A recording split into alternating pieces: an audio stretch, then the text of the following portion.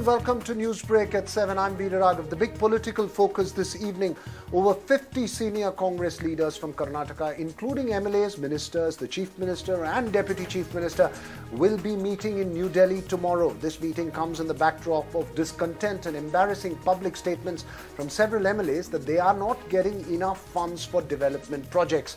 Even ministers have admitted that the massive welfare guarantees implemented by the party in the state has meant a squeeze on funds for other projects. The BJP, meanwhile, raised this issue in Parliament as well. While the political quest for berths and positions may be triggering statements from the Congress legislators, the economic constraints are a worry that can't be ignored. Pratibha Raman reports. The Karnataka government is on an overdrive, gearing up for the inauguration of the Griha Jyoti scheme on the 5th of August. The scheme that promises 200 units of free electricity every month will kick off even as women are swarming offices to get registered for another scheme, the Griha Lakshmi scheme, which will give women like 40-year-old Parvati, who fall below the poverty line and are breadwinners, 2,000 rupees every month. Register ಮಾಡುವಾಗ ಏನೂ ಆಗಿಲ್ಲ madam, ನಮ್ದೆಲ್ಲ ದಾಖಲೆ correct ಆಗಿದ್ರೆ ಬೇಗ ಆಗತ್ತೆ. ಈ current bill ಏನೋ ರೀಚ್ ಆದ್ರೆ ನೆಕ್ಸ್ಟ್ ಮಂತ್ ಇಂದ ಅದು ಮೈನಸ್ ಆಗತ್ತೆ. ಬಾಡಿಗೆದ ಪ್ರಾಬ್ಲಮ್ ಇದೆ, ಮತ್ತೆ ರೇಷನ್ ಕಾರ್ಡ್ ಈಗ ಇದು ಕೊಟ್ಟಿರೋದ್ರಿಂದ ತುಂಬಾ ಸುಲಭ ಆಗಿದೆ. ಗೃಹಲಕ್ಷ್ಮಿದು ನನಗೆ ನನ್ನ ಮಗನ ಫೀಸ್ಗೆ ಆಗಬಹುದು. While rolling out schemes is being portrayed by the Congress as delivering of the promises, there is growing concern that funds for these schemes will squeeze many other development projects. Even Congress MLAs and ministers have raised serious concerns over lack of funds for development projects. The party high command has even called a meeting tomorrow to discuss these issues in Delhi. We have said them this year you may find difficult for the new grants, which is already budget has been already been closed. Now we have implemented the guarantee. Adding to the financial concerns, the state's social welfare minister has flagged that over 11,000 crore rupees from SC/ST sub-plan money will be used in implementing the 5 promises. In fact, a finance department letter dated June 1st, 2023, accessed by NDTV, highlights the fiscal constraints and categorically warns that the number of beneficiaries must be restricted. These issues have now been raised in Parliament by the BJP. In April 2023, the CAG of India said, while we understand the importance of the subsidies to help the unprivileged, it is essential to transparently account for such subsidies, and we require to distinguish between justifiable subsidies from freebies. While the promise of welfare schemes during election season may become a trend, the financial implications need careful study.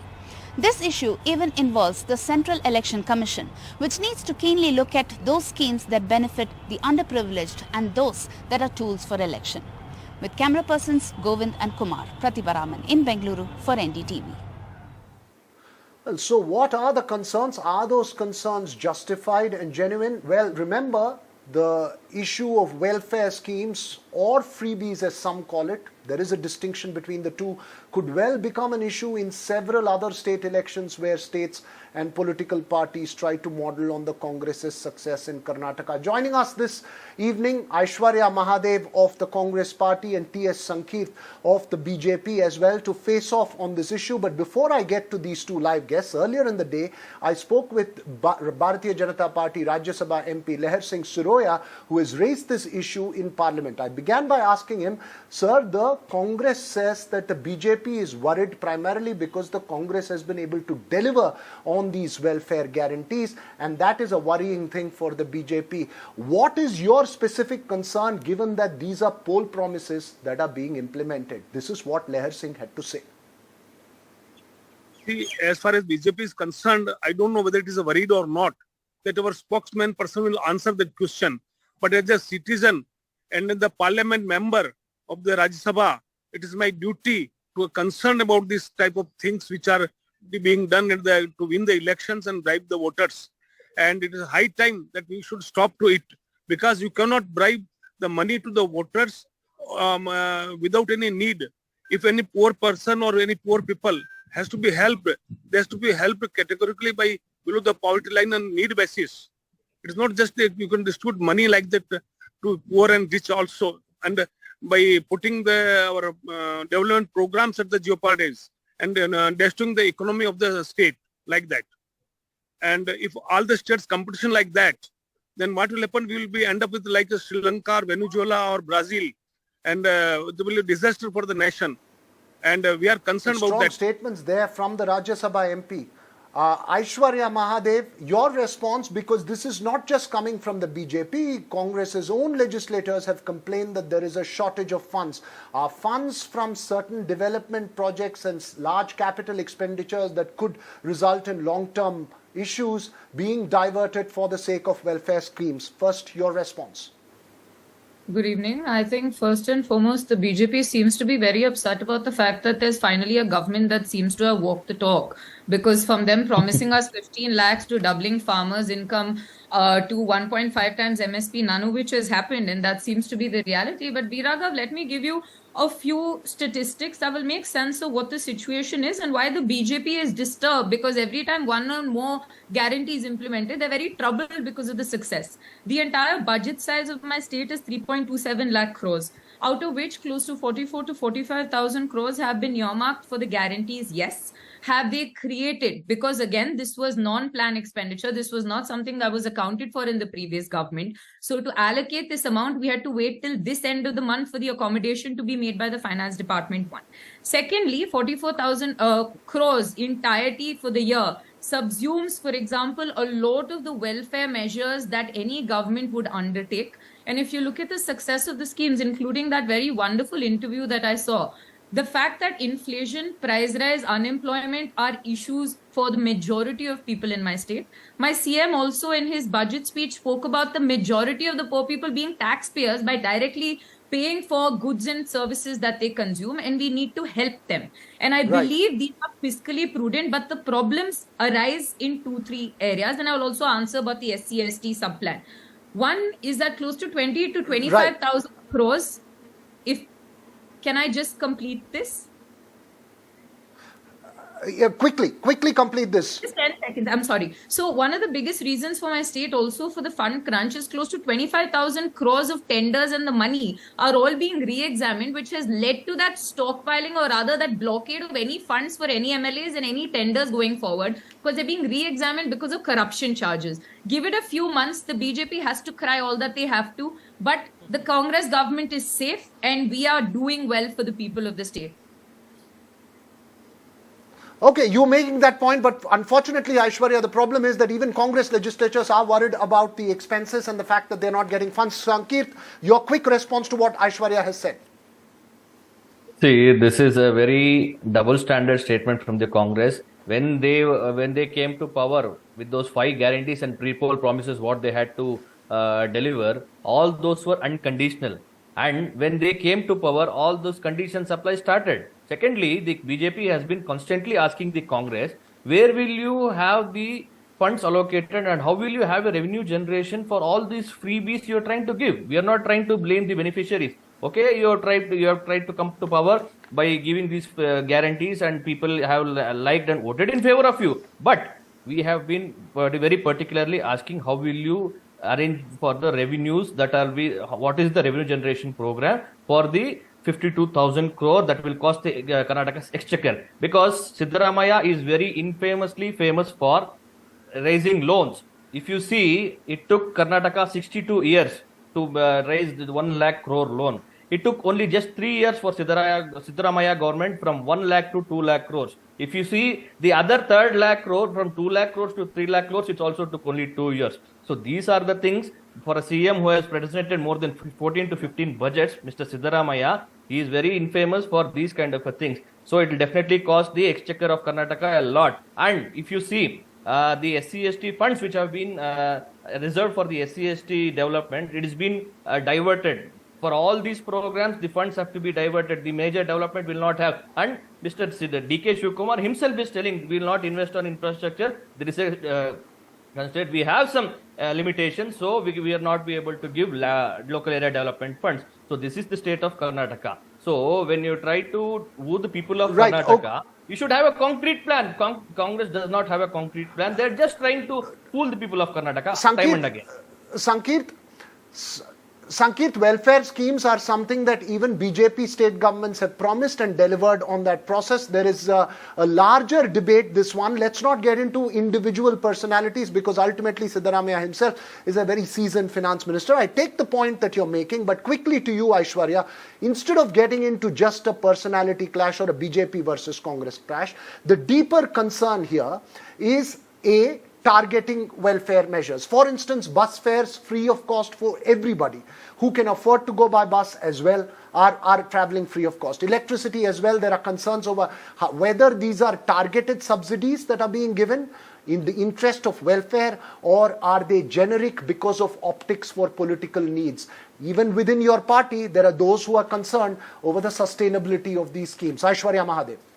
You know, Viragav, if you look at, again, with the BJP, it's almost like damned if you do, damned if you don't. They say it is fiscal imprudence when you ensure people get these measures. But then when we make conditions to ensure that the most deserved beneficiaries get it, they have a problem with it too. For example, in the Shakti scheme, we have excluded luxury buses for a reason. We believe the section of society that does travel with the local buses are far higher. So the 4 transport corporations in and across with the basic buses are the ones that there is free travel, and the positive externalities you've seen for the first time in years that the bus corporations have posted a profit. One. Second, on the idea when you talk about debt financing, you know, Mr. Bommai's term or 2018-19 onwards to 2021-22, please look at the amount of expenditure and the borrowing that you have, where a majority of your budget went into debt servicing because you've taken our debt from 2.37 lakh crores to somewhere to 5.31, if I'm not wrong, according to the statistics. And lastly, let me also talk about this SC/STP fund, right? The BJP talks a lot about it. 10,000 crores of what is supposed to be a fund that cannot be changed. The BJP government tagged as deemed expenditure. What we are doing is under 7C of the sub-plan, which the Congress government itself brought in, which allows us to subsume parts of funds meant for other communities into general welfare schemes if those communities are being benefited. There is no amount of fiscal improvement. Okay, let me get Sankeet on this. Well planned, and I believe that the BJP has Mr. more than response, so this is what they're resorting to. No, let Sankeet respond to this. Remember also, Aishwarya, that it's H.C. Mahadevappa who made that comment about 11,000 crores from SC/ST sub-plan being used for these welfare schemes. Go ahead. Sankeet, go ahead. Debt to GDP ratio has also grown. So let's not talk about on the borrowing capacity of Karnataka. It's a overall a different subject. But the SC/ST hostels, the BCM hostels, which are still in a very bad state, which have not been improved, though the BJP government, which took a very prominent force under the Kota Srinivas Pujari ministry, we gave a very good shape to all the hostels which are there. But that kind of students have been downtrodden. Those kind of students' money, which was reserved for, has been snatched away for these unfair guarantees, is what the Congress is trying to do. See, and when Mr. D.K. Shivkumar very interestingly says that we don't have funds for development, then where are you going to invest the money? If you invest on capex, it will definitely double up 2-3 times, and infrastructure will grow up, jobs generation will be there, and the economy will grow. What is the Congress trying to give? The price rise, the inflation, and again, do you want to boost it up again? So this is the kind of the guarantees the Congress is trying to give to the people of Karnataka. The pre-poll promises are different. The post-poll acceptances are different. So this is the double standards of the Congress party, which I am trying to sell. We are still asking, what is the model you have opted for the revenue generation of 52,000 crores, which will cost the exchequer of Karnataka every year? You still don't have a concrete answer. Okay, so ultimately economics drowns in the political exchange. 10 seconds to you, Aishwarya, last 10 seconds, and then to Sankeet, last 10 seconds. Quick final word on, is this just purely about political optics? These welfare schemes may not be necessarily driven by economics or social concerns. No, so the fact of the matter that people in my state today are benefiting, and this is price rise and inflation not created by my state, it is created by the central government and the other governments that were not able to control this. And you know, when it's Congress governments that promise it is freebies, but the BJP government had promised also stipend to women in Uttarakhand, in Himachal and other states as well, and very now mooting to other states. So it's rich of them to try and comment, but we have implemented it. People in the state are happy. The BJP, whose leader of opposition is not even named, cannot even take this out in the house, and that's why their frustrated spokesperson come out here and make statements talking Last word, Sankirt. Last word, Sankirt. The BJP would use the same textbook for electoral success if it needs to. Last word, Sankirt. The frustrated people are of Karnataka, not of the BJP, and the frustrated people are from the Congress party because they are not receiving funds and they are not their senior leaders are not being well treated. So you see who is frustrated, and let us not comment on BJP spokesperson. Fine. Secondly, when let's wrap this right here. Let's keep this. In the whole of the budget, this Mr. Siddaramaiah only criticized the central government. What did you say When about the central government is giving I'm sorry, this is a daily television government is giving you occurrence for both of you. Thank you, Aishwarya. Thank you, Sankirt. Thank you, Aishwarya. Thank you, Sankirt. That political exchange goes on, but remember, there are serious economic concerns, distinction between welfare schemes and freebies, as well as targeting them to the right population. These are important concerns, which is for everyone, and we'll keep a close track of that. But shifting focus now from politics and economics to a topic that's an essential one to every newborn baby and mothers, especially those who are working. Today marks the beginning of the World Breastfeeding Week 2023, and the theme this year, it's Let's Make Breastfeeding Work at Work. This campaign is focused on working mothers weaning their babies off because of a lack of support. While India fares much better than the global trends, there are still several thousand child deaths that are attributed to inadequate breastfeeding. Other health conditions are also a consequence, according to experts. Urban India fares much worse as compared to rural India as expected, and North India fares much worse compared to the South, according to experts. Joining us this evening, Tina Abhishek, a well-known lactation consultant from Chennai, as well as my colleague Sneha Koshi, who joins us from New Delhi, who has a 15-month-old baby. Before I get to you, Tina, Sneha, I know it's been spoken several times. It's something that every working mother probably has gone through in her life. But just take us through what the serious pressures are in terms of breastfeeding a child while you're a working mom. Good evening to everybody. Let's just start one with rural and urban. And, you know, for now, largely what I would be speaking would be centered around much of the urban India, at least women who are returning to work, looking at returning to work. One, your sleepless nights. Let's face the practical side of it. You are practically sleepless. You're waking up every 2-3 hours.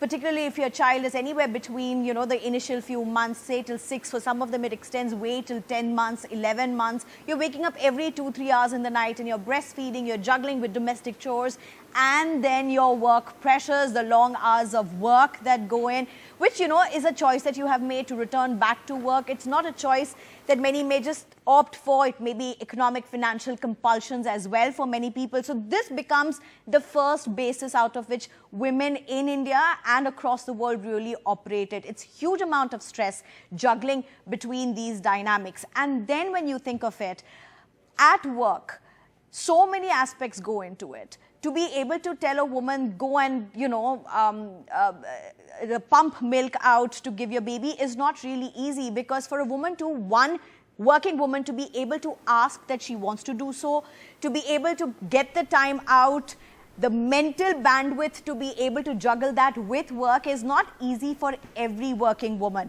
All of them come with different bandwidth. So that being the second aspect that really needs to be taken into consideration. The third aspect, what's your work environment? How are your bosses? How are your colleagues?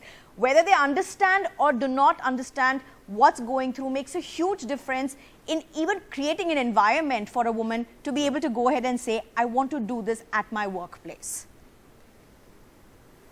Sneha has raised these three concerns, Tina. Would that be the key concerns that you notice across the board? Just that we don't have structures and the sensitivity to ensure that women who need to breastfeed have the time, space, and the systems in place to get them to their babies. Yes, so true is that Sneha, as being a working mother and taking care of 15 months old baby is not an easy thing. And so many breastfeeding mothers out there facing all these difficulties, especially when it comes to 2023 theme, saying that let's make breastfeeding at work. Definitely we have to work on our infrastructure, and we have to educate the employer and the system to change all these system to support the breastfeeding mother. That is very important. We should allocate some paid leaves for the mothers, and we should create some breastfeeding support workplace so that the mother can bring the baby, or she can pump and store the babies. So it will help her to extend her breastfeeding journey as long as she wants. So as you say that, Tina, is there a sense of awareness about the importance of it? Because culturally we are taught to be very aware of this. However, we see differences in the geographical areas of India. Some areas have more and some areas have less. So everybody in India, in our country, very much aware about the importance and the benefits of breastfeeding. But when it comes to support, family as a community, as a society, we are not supporting the mothers to breastfeed and take care of their kid. So if we encourage the system to support the mother, definitely breastfeeding rates will be increasing. As of now, UNICEF has stated that only 60% of the mothers is breastfeeding in India. Overall, globally, only 40% of the mothers are breastfeeding exclusively. So they have set a target saying that in 2030, we should achieve at least 70% of exclusive breastfeeding rates. So yeah, we should definitely work on it. Right. One of the challenges, as I see so many... Go ahead, Veera. Go ahead, Sneha, please. Okay. So one of the challenges that so many of us at workplace, and I have spoken to so many women, many of my friends are all at the same phase as I am. And one of the challenges that they say, listen, even if there is an environment in the office structurally which allows, and MNCs and corporates, which allows these provisions where women, there are infrastructural backups. Professionally, it's not easy for a new mum who has returned to work after 6 months and then to go ahead and exercise saying, okay, I'm going to be off work for so and so time because I'm going to pump milk, or I'm going to go off work because my home is near and I'm going to breastfeed the baby, or the baby is being brought home and therefore I'm going to breastfeed. In high pressure environments, in unstructured situations, in jobs that really don't follow a very, streamlined process, all these things seem extremely impractical or very difficult to really stand up and say, we need to do this. Right. Yeah, I completely agree. Right, important point that you raised there. Quickly, Tina, go ahead. Yes, I completely agree. There are practical difficulties, but we should, give some comfortable work, or we should allocate some that's hugely problematic, ma'am, to say comfortable work. That again says we are secondary. Yeah, definitely we should consider, as an employer, they should consider breastfeeding mothers. They should allocate some easy projects or breastfeeding friendly work environment. Definitely they can work on it, on pumping and or breastfeeding. So we should consider it's a collective responsibility to create an environment, as Sneha is pointing out. It's easy to say go ahead and breastfeed, but do we create the systems? It's as much a man's job as it is a woman's job as well, right, Sneha? Ultimately, everyone needs to come together to create that situation and structure for this to go on. Yeah. But thank you for driving home that message, both Sneha as well as Tina. I hope those targets are achieved, because the health consequences are also something that we need to be aware of, and it is a matter of concern. That's all we have time for, I'm sorry, on this show, but the news continues here on NDTV.